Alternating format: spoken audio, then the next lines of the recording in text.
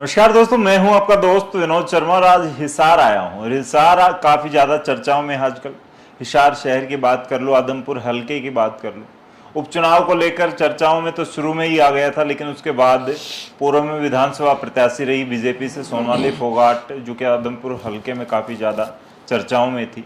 Election के बाद से बात करें, टिकटॉक के बाद बात करें या फिर बिग बॉस के बात करें, लेकिन उसके बाद फिर दोबारा से सोनाली फोगाट का चले जाना, और सोनाली फोगाट का चला इस तरह जाना कि गोवा पुलिस अब कार्रवाई कर रही है, उस पर भी फैमिली को विश्वास नहीं है। और कहीं ना कहीं गोवा वो क्यों गई, कैसे गई, उसका विधानसभा की टिकट लेने तक का सफ़र कैसे क्या रहा। स्पेशल एक व्यक्ति को राजदार बताया जा रहा है। मैं छोटू बेनीवाल के फिलहाल पहुंचा उनके पास, आप दिखा दें एक बार स्क्रीन पर। छोटू बेनीवाल से पहला सवाल मेरा ये होने वाला है, छोटू है कौन? छोटू बेनीवाल या ऋषभ बेनीवाल है कौन? जी भाई, मेरा नाम ऋषभ बेनीवाल, जैसे छोटू कहते हैं घर में। तो सोनाली ने भाई बना रखा था मुझे, तो भाई बहन का रिश्ता था। तो इसी रिश्ते के चलते निभा रहा था मैं उनसे। तो हल्के में भी जैसे साथ रहते थे, और हमेशा मतलब 24 घंटे तो नहीं, मतलब काफ़ी टाइम तक हम साथ रहते थे। वैसे छोटू बेनीवाल बैकग्राउंड की बात करें, क्या प्रॉपर्टी में काम करते हैं, राजनीति में काम करते हैं? कैसे सोनाली फोगाट से जुड़े और कब जुड़े सोनाली फोगाट के साथ? कितने साल हो गए थे आपको जुड़े हुए? नहीं, मैं लगभग 3 साल से जुड़ा था उनसे। 3 साल से पहले जो उनके हस्बैंड थे संजय, वो मेरे जानकार थे, जैसे मिलते रहते थे। और आदमपुर का जो मेरा रहा, मेरे पिताजी ने चुनाव लड़े थे बट्टू हल्के से 2। तो जैसे परिसीमन के दौरान जैसे गांव बट गए थे, कुछ फतेहाबाद में चले गए, कुछ ओकलाना में, 1-2 बरवाड़ा में, कुछ आदमपुर में। तो 17-18 गांव आदमपुर में आते हैं। तो उनमें आज भी मतलब आन जान है, निभा रहे हैं, ब्याह शादी।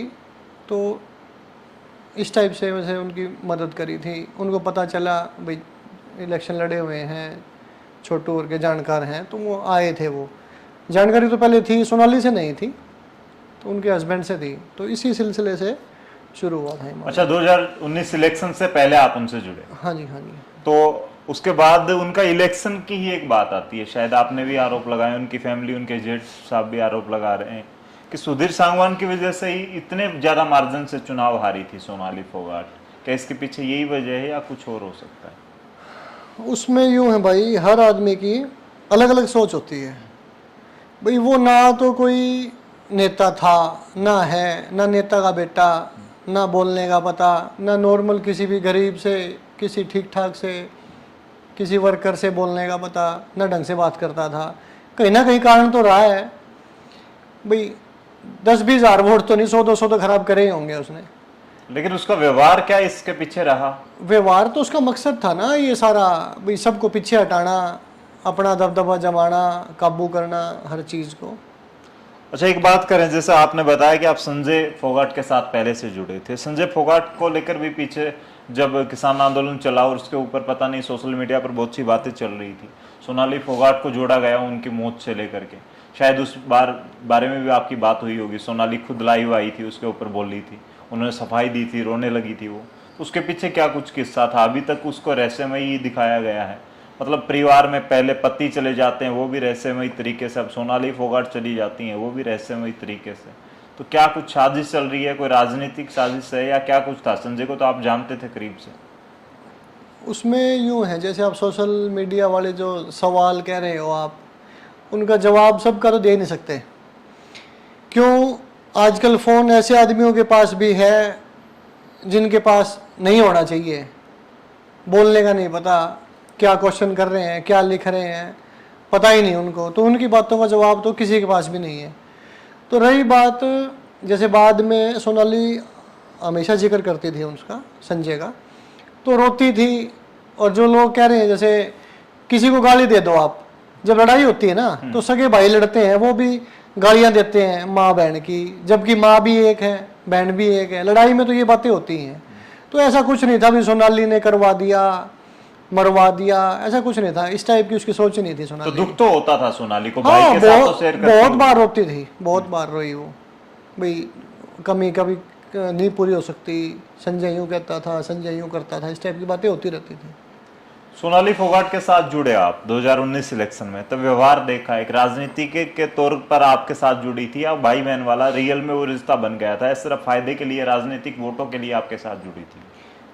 नहीं, जैसे आन जान तो पहले भी था उनके हस्बैंड के साथ जी। तो इनसे पहले मैं कभी नहीं मिला था, मतलब ये पता होता था भी ये है, पर मेरी बोलचाल नहीं थी कभी भी। तो उनके जाने के बाद जैसे चले, जुड़े, आगे बढ़े, तो फिर रिलेशन भाई साथ जाए, कुछ तो चाहिए भाई, क्या बताएं, मेरा भाई है, बेटा है, देवर है, भी कुछ तो बताएं। फिर वो चलते चलते जैसे निभाए आपस में, तो उस रिलेशन, भाई बहन रिलेशन में आ गए थे। अच्छा। तो घर पे भी आती थी हर त्यौहार पे, जैसे कोई भी बच्चों का जन्मदिन है या फिर कुछ भी है, तो मतलब बढ़िया था सब जो कुछ था। तो ये मान के चलें कि सुधीर सांगवान और आप साथ ही गए, लगभग 2019 के इलेक्शन से ही सुधीर सांगवान साथ जुड़े थे उनके। हाँ जी, हाँ जी। तो सुधीर सांगवान बाद में आए आपके जाने के बाद? अच्छा, वो पहले से ही जुड़ा पहले हुआ था। लगभग 2 महीने पहले उनसे, दो ढाई महीने पहले। आपकी शुरू में ठीक ठाक बनती थी सुधीर सांगवान के साथ? नहीं, उससे वो है थोड़ा नहीं, ज्यादा चापलूस टाइप आदमी। जैसा आदमी होता है वैसा वो एडजस्ट हो जाता है।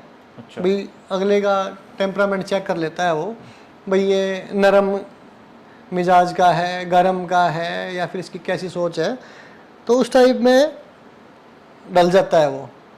भाई पहले ठीक था मेरे साथ, तो हमेशा ही ठीक था, मेरे सामने कभी उसने ना, तो मेरे सामने कभी उल्टा बोला ना बोल सकता।